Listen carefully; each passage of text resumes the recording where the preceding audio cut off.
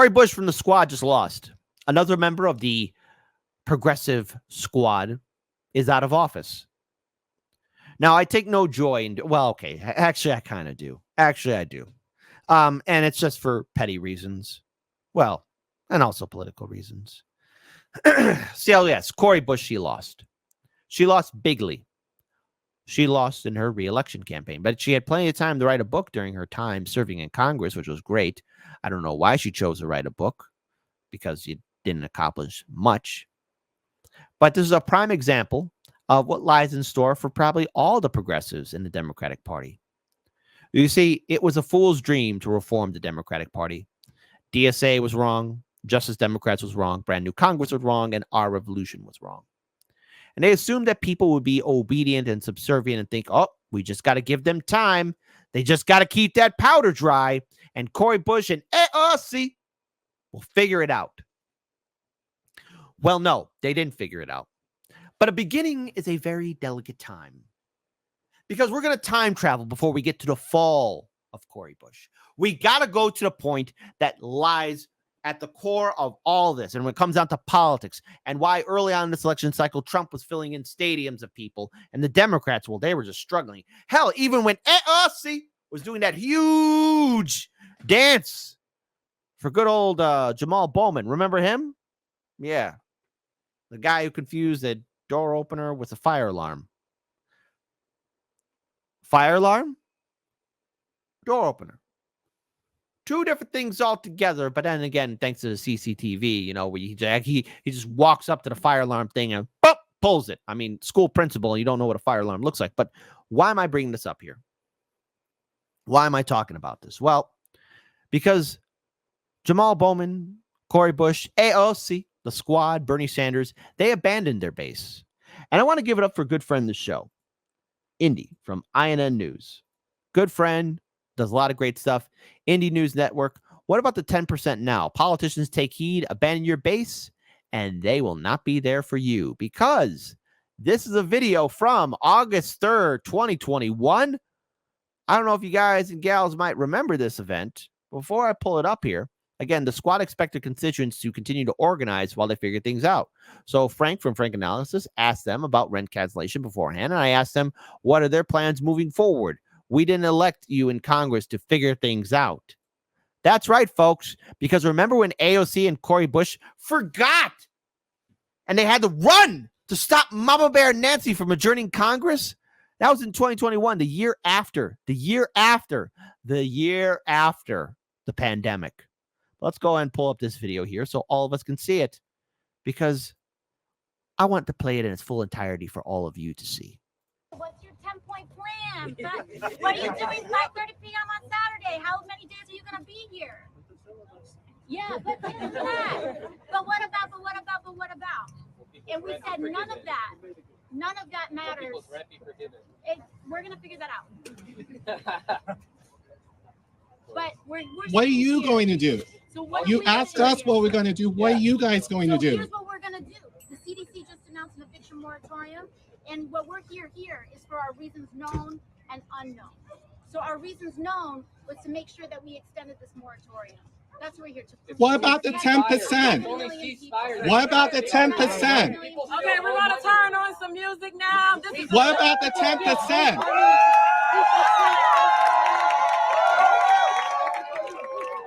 We can't celebrate. We cannot celebrate. You're acting like this is a victory. No, we're still working. Yo, we're going to keep working. What are you going to do? You charged us. What are you going to do? Hold your corporate colleagues accountable. I want to play that's just a little bit longer, but folks, notice when asked questions, they walk away. Let's all celebrate. But when asked serious questions, what are you going to do about it? Hey, folks, has AOC and the squad and the Democrats ever followed through for anything? Can you guys remember the last time they actually did anything worthwhile? Type 1 for, oh, they do it all the time. You're just not paying attention. Type 2, whoa, wait a minute. Politicians can actually do things? Well, when did this happen? I didn't get the memo. I wonder how many twos will be in the chat. Money to Israel in apartheid state. when they could be using that money to forget people's rent. I think we should all remember that this is a small victory, but we all have to keep pushing together. That's fine, but what are they going to And do? don't stop They coming need our out. help. And They don't need stop our help. coming out. So they need to Keep tell us showing what up they're and going to We do. can keep showing up, but we Then let's do it. Let's not stop. Let's not only rely I on agree, them. but they are exhausted. We need to help them. Then let's keep doing. Then we need to not rely on leaders. Mike check. Ah, doing the mic check. Woo, woo. The mic check. It's a small victory. A small victory? That's what you call a small victory? By the way, anyone still continuing to do that protest after AOC and Cori Bush left were immediately removed off the grounds by the Capitol Police. Isn't that fascinating? Isn't that hilarious? Mike check. Mike check. Thank you all. Real quick, tensions are starting to escalate. Someone says real quick. The overall sentiment here is we can take a pause to appreciate the efforts that we've all collectively put together and accomplished. However, like the congressmen have said, the work is still not done, and that requires us to be here. Everyone keeps asking, what should we do now? Yeah. What do we do now, genius? Come on, you got the Legion. You got Oh my God, I just noticed that. Hey, it's everybody's favorite life of the party, Ryan Grimjob, right there, circling around him. Hey, Ryan, how you doing, buddy? We're gonna keep here. We're gonna stay here until the rest of the work gets done. And what about We're them? not buying the And what about them? We're not buying the theatrics. It's not over. They're still here. No, I'm not one person. My man right there. We have 137 people. Yep, and they had time to play music. That's right, everybody. Dance! Play some music. Woo, woo! That's right, by playing music. But the thing is, people were still struggling. Many people still were evicted from their homes and apartments. Many small business owners lost everything. So that small victory was a nothing burger. All it was performative art, but yet we're told to always show up and vote. Now, Democrats, he did win in the 2022 midterm election cycle, but it wasn't enough to really shake things up. And even then, when we asked you guys to fight, most notably AOC, Cori Bush, Jamal Bowman, for forced to vote, you were no longer there. And I remember Jimmy Dore and so many others, Hardlands Media included, giving you guys a warning that if you keep on abandoning us, we're not going to show up. Case in point, this video here, this video came out yesterday. So this was before the final votes were voted in, okay?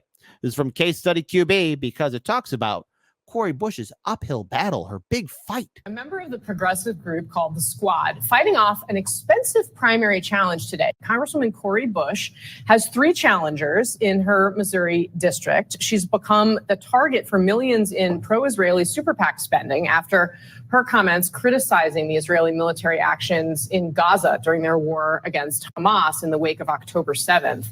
In June, there was another progressive, Jamal Bowman, who lost what is the most expensive House primary in history, where pro-Israeli groups spent $14 million to try to oust him. Bush says that the money being spent against her is a signal that she's winning.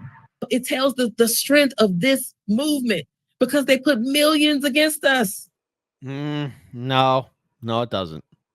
Because here's the thing. You could have millions of dollars being invested into a campaign. And that's true. The person with the most money usually wins. However, what can upset that is voter turnout. Now, voter turnout's key, but again, the other problem with that, and I know, I'm gonna catch the election integrity people right here. Election integrity is key because guess what? Voting machines can't work, lack of paper ballots. But the thing is, if you have a strong voting base and you're able to fill up stadiums and arenas and people there cheering your name, you're good. You're golden. If you're a consistent person, if you actually have follow through, which is something Democrat politicians and Republican politicians can't do. It's an anathema. And case in point, Cori Bush, she couldn't do it because she abandoned her base. When we wanted her help for forced to vote, she wasn't there. When we couldn't get a clear answer what's going to happen to all those homeowners way back in 2021, people who were renting, people who were at risk of being evicted, no answer, but plenty of time to dance. Plenty of time to write a fantastic book. A book, but still nothing.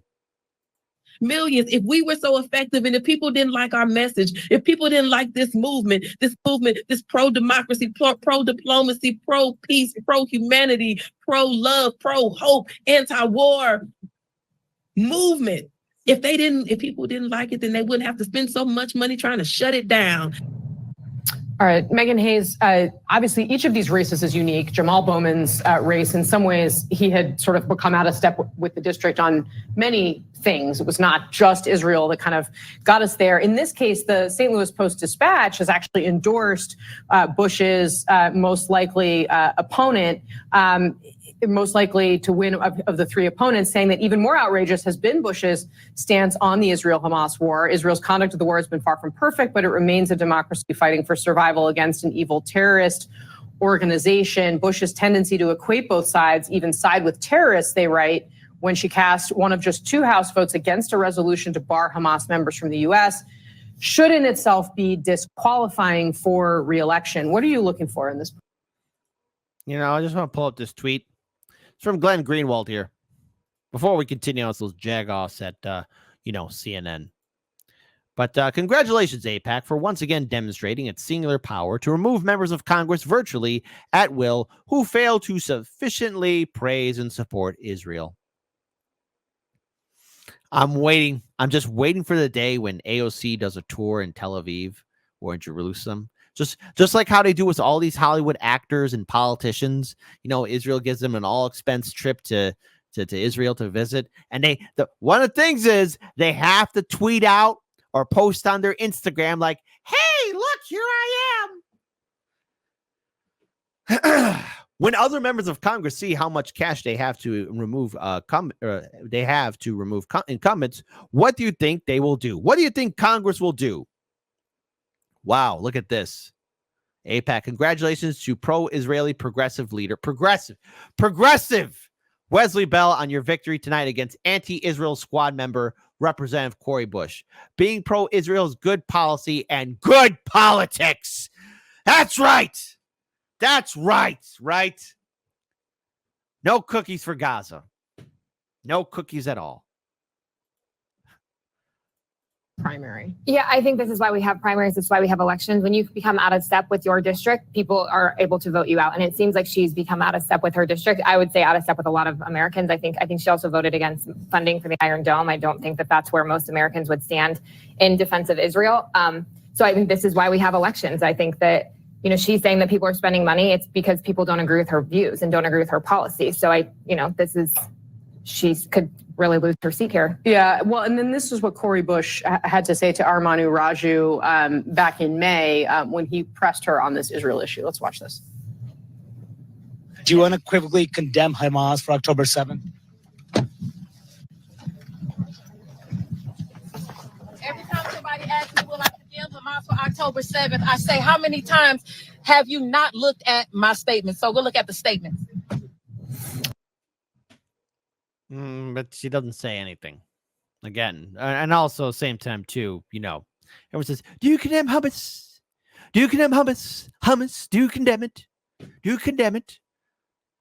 I'm pretty sure a lot of people do, right? But you know what else deserves to be condemned?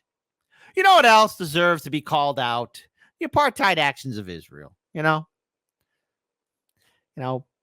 men, women, and children being assaulted while being detained. Men, women, and children starving. Men, women, children being shot at, blown at, being attacked by drone airstrikes, helicopter strikes, aerial strikes, artillery shells, sniper fire, tank rounds,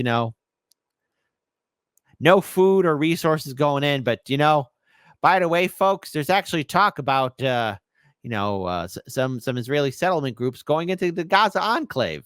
Hey, let's build a nice home right on top of a whole bunch of dead people. Okay. I mean, Elliot, that seems to indicate how much pressure she's under here. I think she's under a lot of pressure. Now, again, the idea of the knives coming out for a person for falling out of step with their party is nothing new. It's happened in the Democratic Party. It's certainly happened in the Republican Party, particularly in the years under Trump. It'll be fascinating to see how this plays out. Yeah. Yes, brilliant move. So let's talk about the aftermath. The aftermath that took place for all of us to see. So as it stands, Cori Bush's loss raises questions for progressives. 5 takeaways from Tuesday's primaries. Here's my takeaway. Don't run in the Democrat Party. Run as an independent or third-party candidate, okay? You at least have more dignity and respect running as a Democrat. What do you think you're going to do? You're going to get a knock on the door, and there's going to be this creature that looks like the Grim Reaper. Once it takes off its hood, it's going to be, "Hi, it's me, Nancy." And she's going to be having her martini in her hand.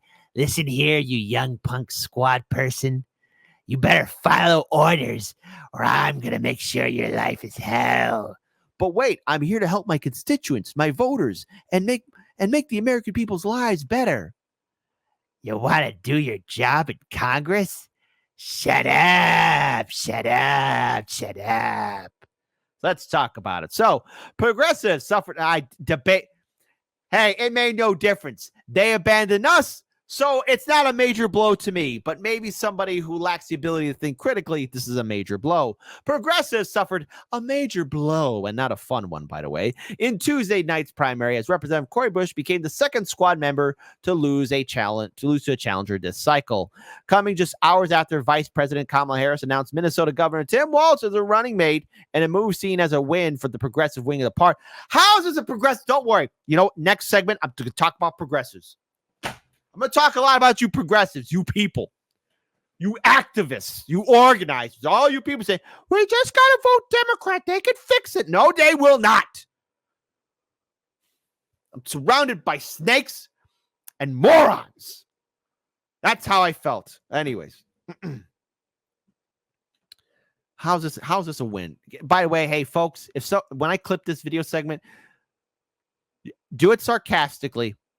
Mastermind Hour, Bad Cookies. I'm looking at YouTube particularly to write something sarcastic because it should be pure gold. But how is Tim Walz being a major boon, a major win for the progressive wing of the party? All right. Be creative. Whoever has the best sarcastic answer, I don't know. You get 10 points. Hey, this is the 2024 economy. Nothing. We ain't got nothing. So continuing on. Along with Missouri voters also headed to the polls in Kansas, Michigan, Washington State to set up key matchups for November. Oh, my goodness. So Cori Bush raises questions for the squad. Tuesday night's biggest showdown was in Missouri's 1st congressional district, where Bush lost to St. Louis County prosecutor Wesley Bell, projections show. Bush's defeat makes her the second member of the squad to lose re-election after Representative Jamal Bowman lost his seat in New York earlier this year. And this was an absolute devastation. Okay, she got destroyed. Even if these other two weren't running, she still got destroyed. Wesley Bell with 51.2% of the vote. Cori Bush with a whopping, oh my God. So sad. Very sad indeed. 45.6% of the vote. It's not good. To quote Donald Trump, not good. Not good at all. Bell, who beat a longtime incumbent to win his prosecutor seat back in 2018, dropped his Senate bid to vie for Bush's spot in the House this cycle because he got paid by AIPAC. That's why. The race drew heavy outside spending amid growing anger over Bush's stance on Israel, as well as other controversies surrounding her, including federal investigation into how she was using campaign funds. That's right. Turns out she wasn't so squeaky clean. Her defeat will raise further questions about the future of the progressive power in Congress and could put the squad in a defensive posture heading into November and beyond. They are not a unified movement. The squad was a name that Nancy Pelosi made up to make fun of them. There was nothing powerful about the squad. You know, like how Tyrion Lannister told to Jon Snow, "Hey, you're a bastard. Wear it like armor and the world can't hurt you." Well, there's one of those moments where if you wear it like armor, it will hurt you, okay? The squad was never anything because guess what? The squad, even if they wore that name like armor, they never formed a unit. They were never able to form into a powerful entity to stand up against the Democratic establishment. They never did that. With that said, not all the news this election cycle was bad for the squad. Other high-profile members, including AOC, Ilhan Omar, and Rashida Tlaib, are likely to win re-election handily. And other progressives, Representative Summer Lee, won her primary challenge early this year despite being outspent. So another big win for AIPAC. What do you think is going to happen? AIPAC spends the money. They're going to win. Come on. That's it. A key Senate race is solidified. Tuesday night solidified a Senate race in Michigan in November. One of the key contests that will help determine control in the upper chamber. Three-term Representative Alyssa Stolken won the Democratic primary in her bid to replace retiring Senator Debbie Stabenow, while Trump-backed former Representative Mike Rogers won his Republican primary projections show. Rogers was recruited by the Senate GOP campaign arm to run for the open seat, with the party seeing it as a key pickup opportunity. Republicans are giddy over what some say is the party's best map in years to win the Senate, which Democrats currently hold by a razor-thin majority. You know what that means? The Democrats are going to lose it. And again, a pro-impeachment Republican battles for survival. Wow. One of the 10 House Republicans who voted to impeach former President Trump following the January 6, 2021 Capitol attack is fighting to hold on to his seat in Washington's 4th Congressional District. As of late Tuesday night, Representative Dan Newhouse looked poised to advance out of the crowded nonpartisan primary alongside Trump-backed Republican Gerald Sessler, teeing up a competitive general contest. However, there were still many ballots left to count as of the publication time, and Newhouse was running not too far ahead of GOP candidate Tiffany Smiley, who was in third place. So yes, it's all an intense race. And Cori Bush, she lost. But she did have time to say this. Cori Bush calls out AIPAC after defeat. I'm coming to tear your kingdom down. My God.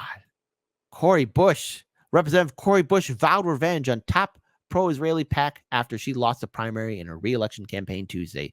The group boosted her opponent in a tightly contested race, knocking off a second member of the Progressive Squad this cycle. The American Israeli Public Affairs Committee, everybody's favorite group, AIPAC, United Democracy Project, was a top funder of Bush's opponent, St. Louis County District Attorney Wesley Bell. Bush was harshly criticized for outspoken criticism of Israel's war in Gaza. Well, it wasn't enough, but there you go. She's okay. Because of now, there's some strings that I have attached. And as much as I love my job, all they did was radicalize me. And now they should be afraid.